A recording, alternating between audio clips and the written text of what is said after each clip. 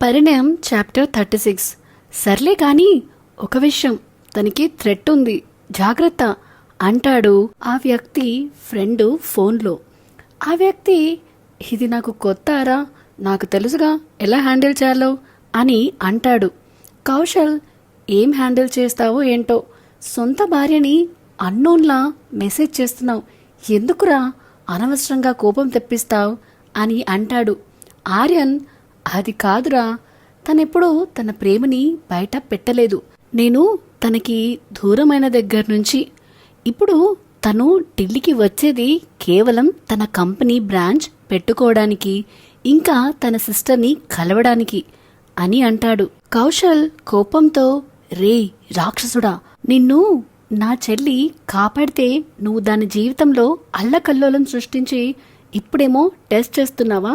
అందరూ నీలా ప్రేమని బయట పెట్టర్రా, అర్థం చేసుకో అంటాడు. ఆర్యన్, కనీసం బాధైనా చూపించాలి కదరా, మళ్ళీ అలాగే ఫీలింగ్స్ దాచుకుంటే స్ట్రెస్ పెరుగుతుందిరా, అలా అయితే హెల్త్ మళ్ళీ ఎఫెక్ట్ అవుతుంది. అనుమానంతో కాదురా నేను చేసేది, నేను గుర్తు వచ్చే ప్రతిసారి తనకి బాధ కలుగుతుంది. ఆ బాధ పోతేనే తను స్ట్రెస్ ఫ్రీగా ఉండగలదు, తను బాధని కూడా ఒంటరిగానే భరిస్తుంది అని బాధగా అంటాడు. సో ఫ్రెండ్స్, అర్థమైంది కదా, తనే ఆర్యన్ అలియాస్ భార్గవ్. అంటే ఇన్ని రోజులు అమూల్యతో చాట్ చేసింది మన ఆర్యనే అన్నమాట. కౌశల్, సారీరా, నా చెల్లికి సపోర్ట్ చేస్తున్నా అనుకున్నా కానీ నాతో పాటు పెరిగిన వాడిని అనుమానిస్తున్నాను అనుకోలేదురా అంటాడు. ఆర్యన్, పర్లేదురా, ఎవరైనా అలాగే అనుకుంటారు, దగ్గరికి వెళ్ళలేకే కదా ఈ బాధలన్నీ అని అంటాడు. కౌశల్, అవునా బాబు, మరి ఆదిగాడి చేత బిజినెస్ డీల్స్ ఎలా చేయిస్తున్నావు? అందులోనూ కొత్త కంపెనీ పెట్టి మరీ, ఏం పేరు నాన్న అది? ఆగాగు, చెప్తా ఆగు. A&A కంపెనీ కదా, సాఫ్ట్వేర్కి సంబంధించి ఎక్కువ మనీ పెట్టి మరీ డీలింగ్స్ జరుగుతున్నాయి అని అంటాడు. ఆర్యన్, రే, నేను కొనేవి 20-30%, మిగతావి వేరే కంపెనీస్ కొంటున్నాయి. ప్రతి సాఫ్ట్వేర్ హాట్ కేక్స్లా పోతున్నాయి తెలుసా అంటాడు. కౌశల్, బాగుందిరా, చాలా బాగుంది, బాగా ఆడుతున్నావు, దాగుడు మూతలాట, ఎప్పుడ్రా నా చెల్లి కనిపించేది అని అడుగుతాడు. ఆర్యన్, దిగగానేరా అని అంటాడు. అంటే అర్థం కాలేదు అని కౌశల్ అడిగితే, రే, అంకిత ఉండేది పోలీస్ క్వార్టర్లోనే, నేను ఉండేది అదే క్వార్టర్స్లో, తనెప్పుడు నన్ను సరిగ్గా చూడలేదు. ఎట్ ద సేమ్ టైం నా లక్ బాగుంది, అంకిత ఇల్లు నా ఆపోజిట్ హౌసే అని అంటాడు. కౌశల్, ఓ, అయితే రాగానే కాపురం మొదలు పెడతావా అని నవ్వుతూ అంటాడు. ఆర్యన్, మూసుకోరా, తను ఇష్టపడింది భార్గవ్ని, ఇష్టపడాల్సింది ఆర్యన్ని, అంటే నన్ను, అర్థమైందా? అప్పుడే నా పెళ్ళి అంటాడు. కౌశల్, రే, నువ్వు మాట్లాడేది ఒక్కటి అర్థమైతే నన్ను నీ చెప్పుతో కొట్టురా అని అంటాడు. ఆర్యన్ నవ్వుతూ, ఏమైందిరా అని అడుగుతాడు.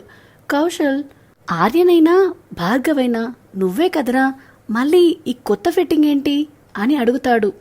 ఆర్యన్ నవ్వుతూ, రే, తను ప్రేమించింది గతం మర్చిపోయిన ఆర్యన్, అంటే భార్గవ్. తన దృష్టిలో తనని ప్రేమించిన ఆర్యన్ అంటే తన దృష్టిలో నేనొక అన్నోనే. నా గురించి ఏమీ తెలియకుండానే ప్రేమించిందిరా, కానీ నేను చూడకముందే ప్రేమించా. నా డ్రీమ్ గర్ల్ తను.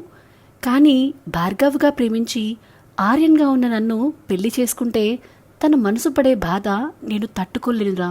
నాలో కూడా భార్గవ్ని వెతుక్కుంటుంది, కనిపించకపోతే బాధపడుతుందిరా.